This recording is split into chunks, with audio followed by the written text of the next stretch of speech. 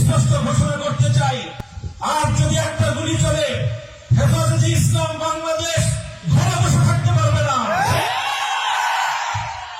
সন্তানের লাশ নিয়ে আমরা কবরস্থানের দিকে যাব না। পরবর্তী সন্তানের লাশ কাঁধে আমির হেফাজত ইনশাআল্লাহ রাজপথে যখন নামবেন, টেকনাফ থেকে তেতুলিয়া পর্যন্ত পাক ভাঙ্গা সেই গণজোয়ার রুখে দেওয়ার সাধ্য কারো হবে না।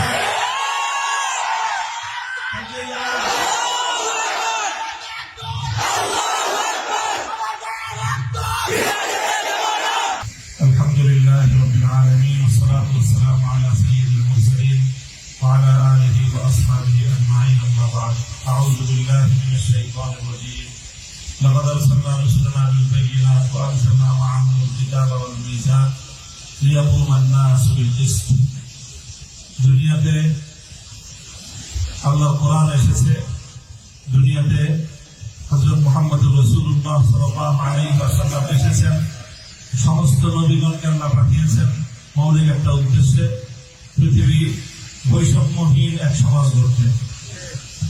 কাজে আজকে বৈষম্যের বিরুদ্ধে যে ছাত্ররা মাঠে নেমে এসেছে, যে ছাত্র জনতা, আমি মনে করি এটা আল্লাহ পাক রব্বুল আলামিনের সেই ঐতিহাসিক নির্দেশনা বাস্তবায়নের একটি পদক্ষেপ। যখন আমাদের জাতি দীর্ঘ বৈষম্যের জাতাকলে পিষ্ট হয়ে প্রতিটি ঘরে ঘরে বোবা কান্নায় গোটা দেশ একেবারে একটা কঠিন গঙ্গানির শব্দ প্রতিটি ঘর থেকে আসছিল, সেই সময়ে যখন কেউ কথা বলার সাহস পাচ্ছিল না, সেই সময়ে ছিল তরুণ ছাত্র জনতা, তারা জেগে উঠেছে বৈষম্যের বিরুদ্ধে। তাদের এই জাগরণ আজকে গোটা বাংলাদেশের প্রতিটি মানুষের হৃদয়কে আন্দোলিত করেছে, প্রতিটি অভিভাবক নেমে এসেছে। মায়েরা আজকে তার সন্তানদেরকে বুক চাপড়ে সাহস যোগাচ্ছে সত্যের জন্য, বৈষম্যের বিরুদ্ধে আন্দোলন এবং সংগ্রামে অকাতরে প্রাণ বিলিয়ে দেওয়ার জন্য।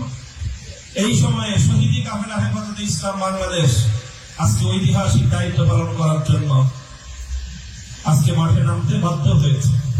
আমি মাঠ করব, আমাদের দায়িত্বশীলরা বলেছেন দোয়ার মাধ্যমে আমাদের সূচনা, এর ফলে দোয়া হবে আর নতুন সূচনার জন্য।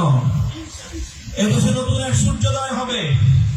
স্পষ্ট ঘোষণা করতে চাই, আর যদি একটা গুলি চলে, হেফাজতে ইসলাম বাংলাদেশ ঘরে বসে থাকতে পারবে না। সন্তানের লাশ নিয়ে আমরা কবরস্থানের দিকে যাব না।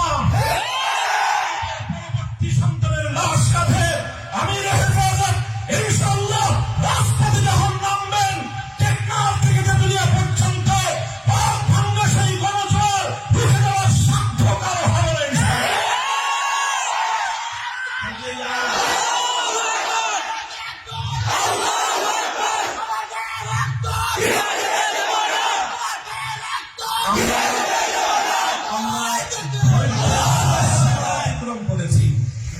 পরিস্থিতি এভাবেই যদি চলতে থাকে, আর যদি আমাদের দেশের জনগণের নিরাপত্তার দায়িত্বে নিয়োজিত আইন শৃঙ্খলা রক্ষাকারী বাহিনী বুলেট যদি আর বন্দুকের মন থেকে আরেকটি বুলেট ছুড়ে, তাহলে বাংলাদেশের পরবর্তী গণ অভ্যুত্থান অবশ্যম্ভাবী হবে।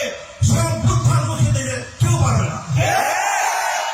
আমরা আল্লাহ পাক রব্বুল আলামিনের কাছে দোয়া করব, যারা বৈষম্যের বিরুদ্ধে জীবন দিয়েছে, যারা বৈষম্যের বিরুদ্ধে জীবন দিয়েছে, অত্যাচারের হাতে যাদের প্রাণ গিয়েছে, তারা নিঃসন্দেহে শাহাদাত বরণ করেছে।